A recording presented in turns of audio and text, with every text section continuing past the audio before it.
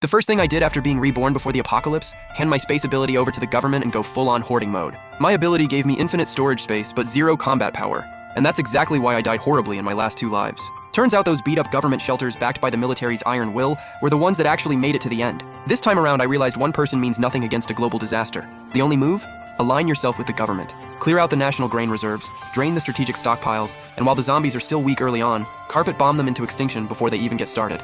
That's the right play. So without a second thought, I grabbed my phone and dialed 911. I need to report an incident.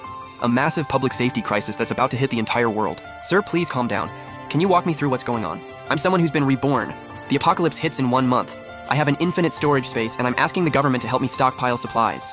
Dead silence on the other end. The operator clearly thought I was some lunatic fresh off a bender, but I kept going. If you think I'm crazy, write this down. Next Wednesday, a joint military exercise codenamed Thunder 24 will launch in the XC.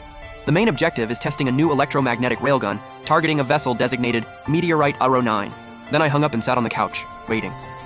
The operator might not know what a railgun is, but a classified codename like Thunder 24, combined with how dead serious I sounded, was enough to set off alarm bells.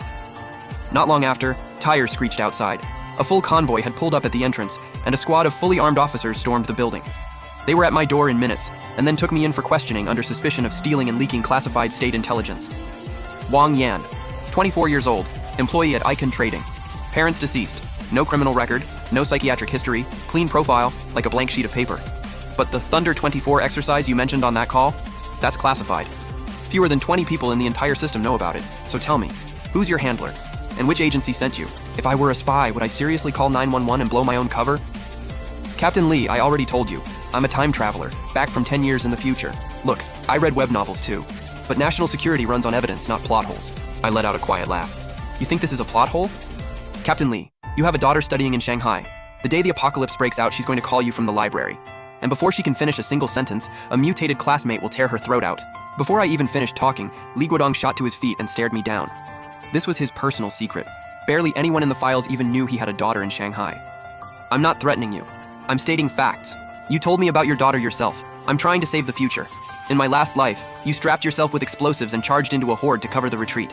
You were a hero. I respect that. Li Guodong froze. The weight in this kid's eyes, the exhaustion, the grief. There was no way that was an act. You're saying your space can hold an entire country's worth of supplies? All right, prove it. 5 minutes later. MSS Secret Training Facility. Li Guodong stood next to me, pointing at a heavy armored vehicle parked across the lot. That thing weighs 6.8 tons. You said infinite space, right? I walked up to the vehicle, pressed my hand against its cold, rough surface, and focused. One thought, and with a whoosh, the armored vehicle simply vanished. Where it once stood was nothing but bare concrete. Every single person there lost their mind in that instant. Li Guodong bolted over and started waving his hands and stomping on the empty ground, desperately trying to find a hidden projector or trick panel. Where's the vehicle? Where'd it go? Where is it? I tapped the side of my head. Right here. Want me to bring it back? Yes, put it back right now! 1 second later, the armored vehicle reappeared right next to Li Guodong on the empty lot. Watching that, his entire worldview collapsed on the spot. Supernatural abilities are actually real? Then, does that mean the apocalypse is real too? Captain Lee, this is just the tip of the iceberg. You're not the person I need to talk to. This vehicle was just to prove my ability. I need to speak to the top, and we are running out of time. Li Guodong knew instantly. This had to go up the chain.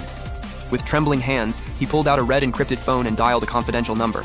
Sir, this is Li Guodong from State Security. I'm requesting immediate activation of the highest emergency protocol. Everything he said, it's all real. Afterward, Li Guodong took me in for a top-level polygraph. The deception peak lines on the machine didn't so much as twitch. Then came the ability testing. 4 key findings came back.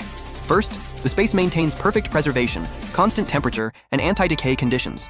Second, it cannot contain living organisms. Third, it draws on Wang Yan's own mental energy, and there's a fatigue threshold. Fourth, as long as there's physical contact or the target falls within conscious range, items can be retrieved.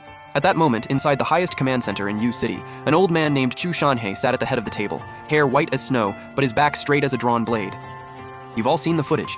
You've all reviewed the psych evaluation and ability test reports. Comrade Wang Yan's intelligence about the future sounds insane, but the world's most advanced polygraph technology cannot disprove it. Our psychological assessment team puts the credibility at 99.99%. If the apocalypse is coming, then we go meet it head on. This nation has survived for thousands of years. We've seen worse. Just then, the red encrypted phone in Li Guodong's hand lit up. Sir, Comrade Wang Yan is requesting a video link. Should I patch him in? Hello, sir. Hello, everyone. I held my ground, looking every single person in that room straight in the eye. We accept that your ability is real, but your plan is enormous. I'm asking on behalf of everyone here, why do we have to clear out the strategic reserves right now? Can't we leave the supplies in place, set up defensive lines, and hold the ground? A transfer of this scale would drain the country's core resources. I gave a bitter smile. You can't hold it. The red rain doesn't discriminate. In my last life, it rained for 7 straight days starting July 15th. In the first week after it stopped, zombie waves erupted everywhere. Any densely populated city would fall within 72 hours. Then, in week 2, the waves escalate to an entirely new level. Once the apocalypse kicks off, over 80% of the territory becomes a dead zone. We can't build perfect defenses at every location. If we don't move everything now, in 1 month, all that food, ammo, and production infrastructure becomes grave goods for the undead, and we won't even get close enough to retrieve it. The only way out is to build underground bunkers with sealed air circulation systems before the apocalypse hits, block out the red rain virus, then use the preserved production capacity to go back and rebuild. The room fell dead silent. Everyone understood. This wasn't an infrastructure project. It was a mission to preserve the last ember of civilization. The old man closed his eyes and went silent for a full 5 seconds. When he opened them again, those cloudy eyes burned with absolute resolve. Better safe than sorry. We are not gambling 1.4 billion lives on a 1 in 10,000 chance that this is fake.